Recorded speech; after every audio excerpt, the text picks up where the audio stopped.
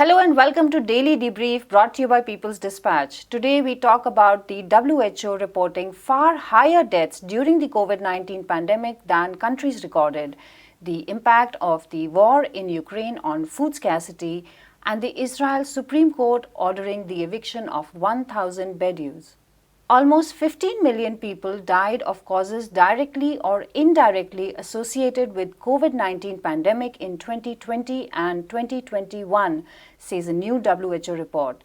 That is close to 3 times the official global COVID-19 death toll. Egypt and India have the highest numbers of excess deaths, says the report. Those are deaths that occurred during the pandemic, which exceeded deaths in previous non-pandemic years.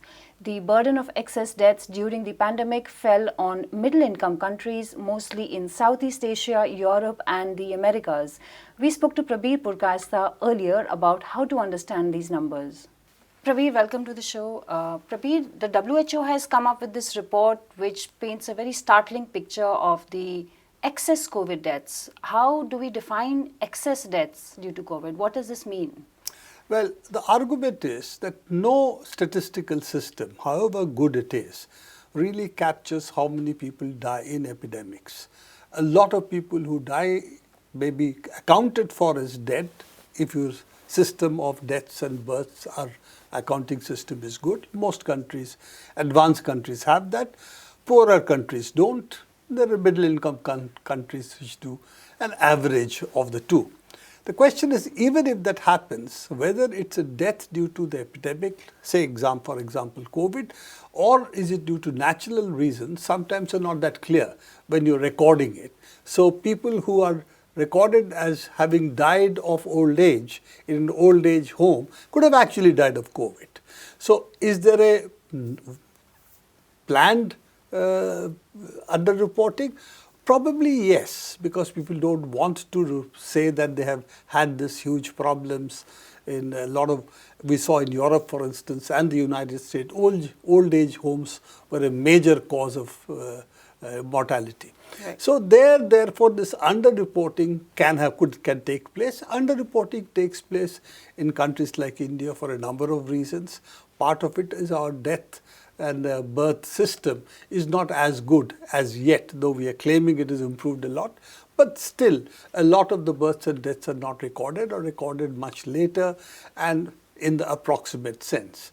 So therefore, when you talk about excess deaths, there are statistical methods people follow.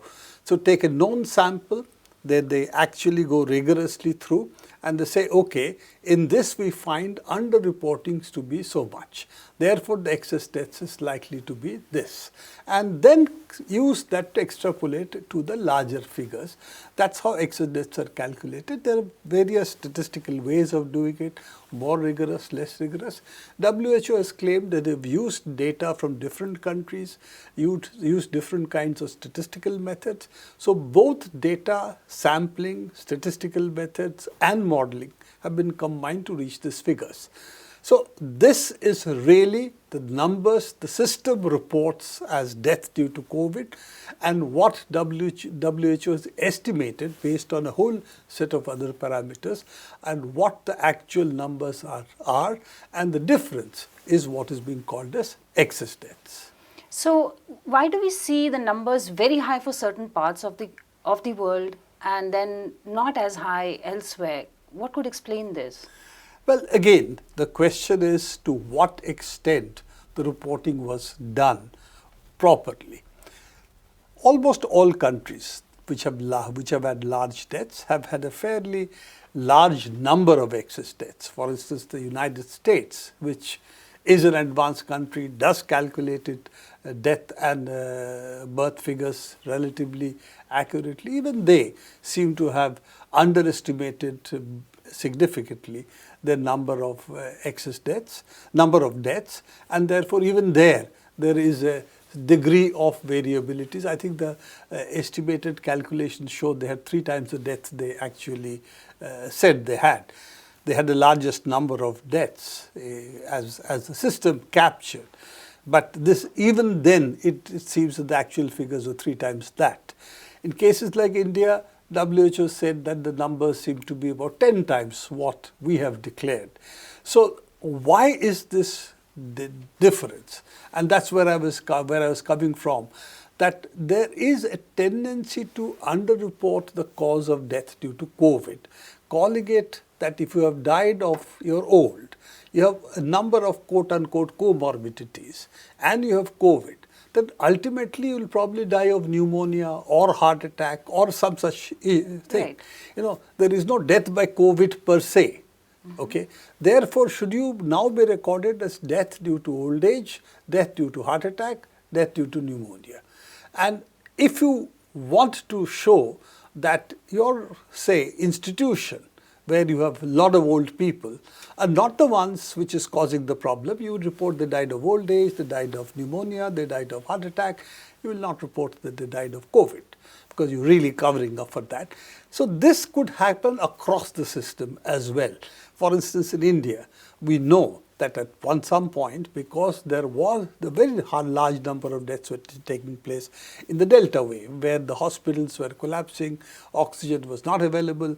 So a number of people who died were not listed officially as COVID, but when they were cremated or when they were buried, the COVID protocols were followed. So now that shows that did they die of COVID or did they not die of COVID is a doctor's opinion on the death certificate, but they had COVID when they died. Right. So if you count them as COVID deaths, then of course the numbers look very different. So these are the reasons why the excess deaths take place, large or more or less, depending on how accurately the countries have reported their deaths. Let's also face it, there is no uniform system of how people should register COVID deaths. Because after all, this is a new disease. So there was that, shall we say, subjective decision taken by governments.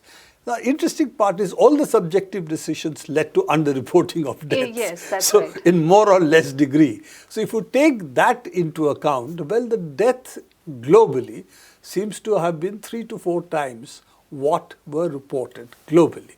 And the figures also show some countries did better than others, but nobody really reported it as accurately as they thought they had. And if you take US, which as I said has a developed system, its underreporting was also there, that they have actually, according to WHO 3 times more deaths than they counted. India, they have said, is about 10 times, making India the largest number of COVID deaths in the world, which is not surprising because after all, India has the largest population in the world bar China. And China, as we know, followed a zero COVID policy. And even now, with the kind of lockdowns they are doing, nobody else can do what China is trying to do. But China has a very good reason why they're doing it, and that also tells why India had large number of excess deaths. They said that our hospital system does not have the capacity to handle critical care the way, for instance, the United States does. We have 1/10 the number of critical care beds the US has. Therefore, if we have a crisis like US, our deaths will be much higher.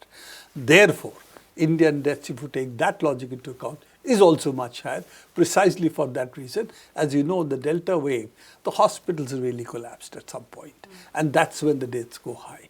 So I think if you take all this into account, I would say India's figures, were they as high as the government as the WHO has indicated, is it not, is a moot question. It is somewhere, which should be between maybe 5 times to 10 times, and will we resolve that issue? We will not, because really going back into the past and finding this answer is not going to be possible, and that's true for most countries. What we take away is, yes, excess deaths were high, and we have to see, when we look at COVID, not just look at the numbers that we get, but also think about what possibly were the excess deaths. Yesterday on the show, we spoke about 40 million more people suffering food insecurity in 2021, taking the overall toll to 193 million.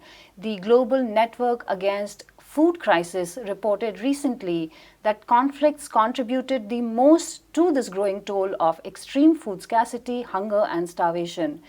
And it said that the number could increase due to the war in Ukraine and sanctions imposed by the West on Russia.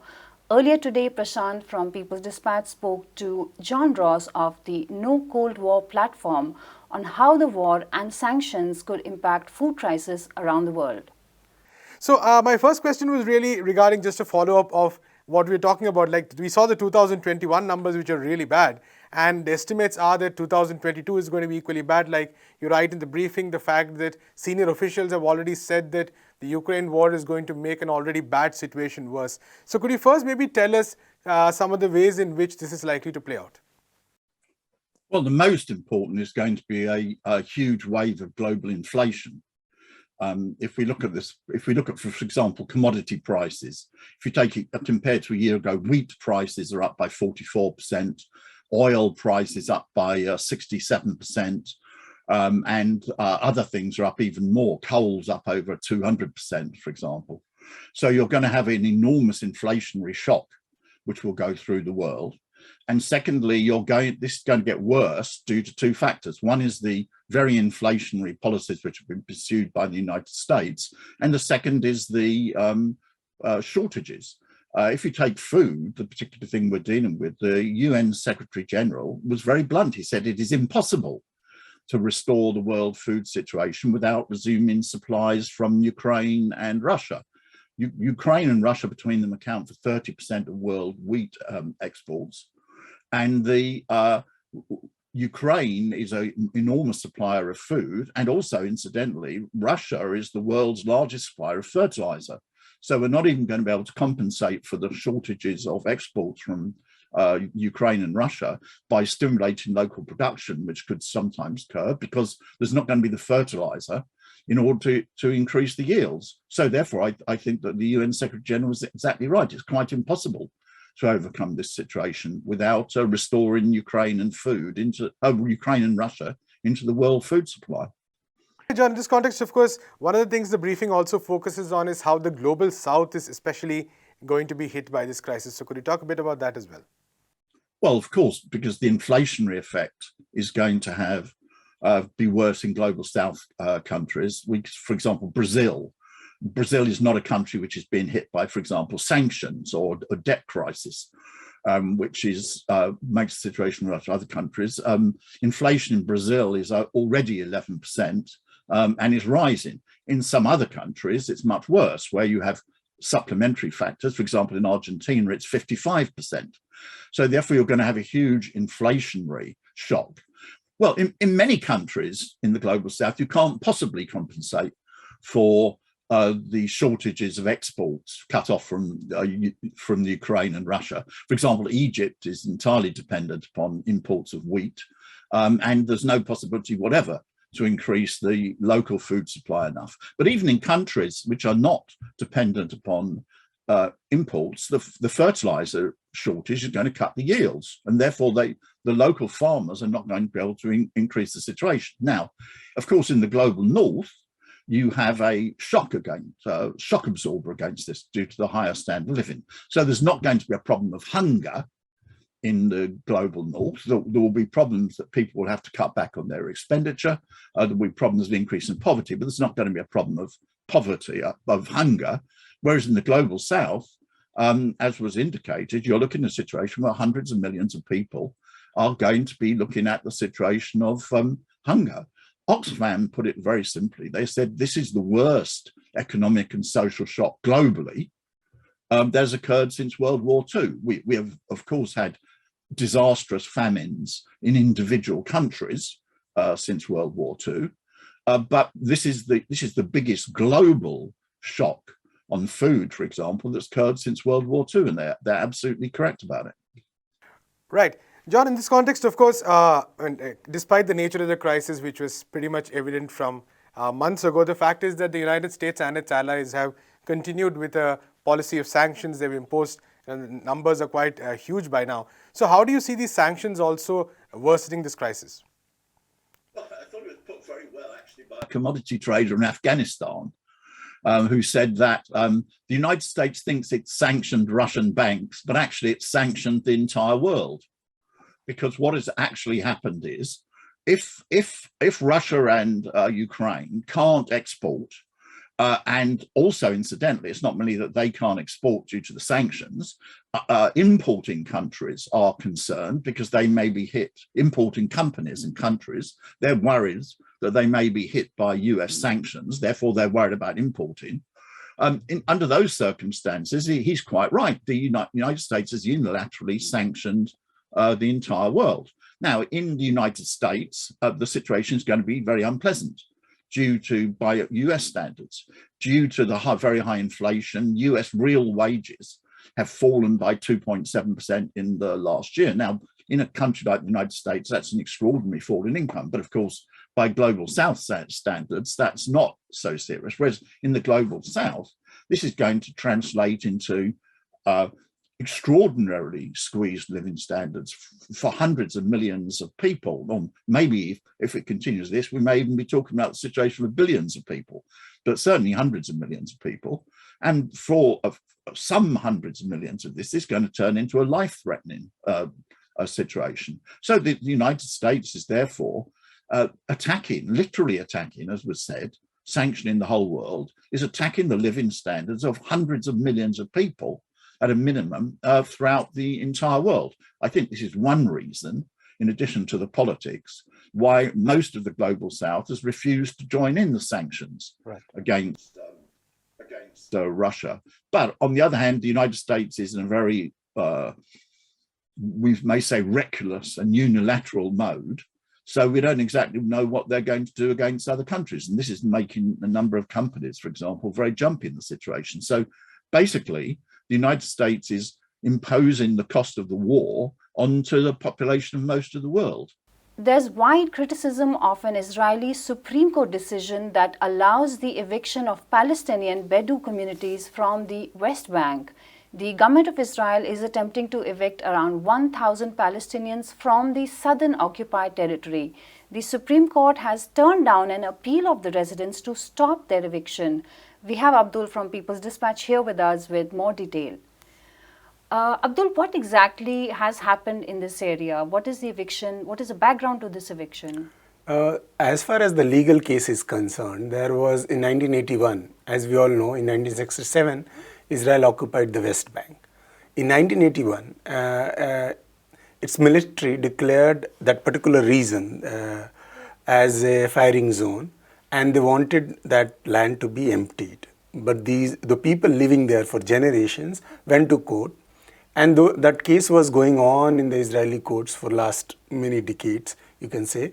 And finally, the Supreme Court on Wednesday evening announced the verdict in which it rejected the people's appeal that they should not be displaced from their land, and allowed the Israeli military to kind of use the land as they wish. It means the people who are living there are 12 villages in which around 3,000 plus people are living. They are at danger of evacuation, the displacement, as several other Palestinian communities have been displaced during the Israeli occupation in last 4 or 5 decades. This is another Israeli attempt to displace the people there. Israel has already, for quite many years, has disconnected the basic amenities like water, electricity, and all. We know that this is the reason which falls technically under Area C, which was created during the Oslo Peace Accords in 1993-94, in which 60% of the occupied West Bank was directly administered by Israeli forces. So since it falls in Area C, it becomes easier for Israeli military to claim that this is their land and they can deal it the way they want to deal with it. So this is basically the legal aspect of the case. Yeah. So is this part of a larger pattern over here where Israel is often seen to be accused of land grab? Is this part of that entire policy? Exactly. First of all, this is an occupied territory. And as per the international law, an occupier cannot make decisive changes in the basically demographic and the territorial setup of the land, which Israel is doing, forcing people to kind of move out and use it for their own settlement. Most of the time when they move Palestinians out, they use their agricultural land, they use their houses to basically to create settlements, illegal settlements, which is again international in international law illegal. Israel has been doing it for quite a long time, particularly after the 1967, as I said before, and in last few years this has become much more aggressive. When we see that how even in East Jerusalem, Sheikh Jarrah incident, and most of the time it is happening in collaboration with the Israeli courts. Right. So there is a kind of combination of court, Israeli military and the Israeli state, which basically leaves no other option for the Palestinians living there to explore, which of course it means that there will some kind of resistance, and they use that resistance to basically claim that this is some kind of terrorism. So there is a vicious circle which is basically related to Israel's a policy of expanding its territories under direct control and grabbing the Palestinian land as much as possible. Knowing that this is illegal, Israel basically wants to kind of, later on, it will claim to kind of annex these lands, which becomes what is generally called creating facts on the ground. It is surprising to know that almost 18% of the West Bank territory is basically used by Israeli military as a firing zones. This is insane to just imagine that a territory in which there are millions of people living, which is already very, how to put it, rare, densely populated. Israeli military uses majority of it to kind of use it for firing zones. It's nothing but a new ploy to kind of occupy more lands. Yeah. All right, Abdul, thank you very much for that update. And that's all we have for today. Thank you for watching Daily Debrief. Please come back tomorrow, and for more stories from across the world, read peoplesdispatch.org and follow us on Twitter, Facebook and Instagram.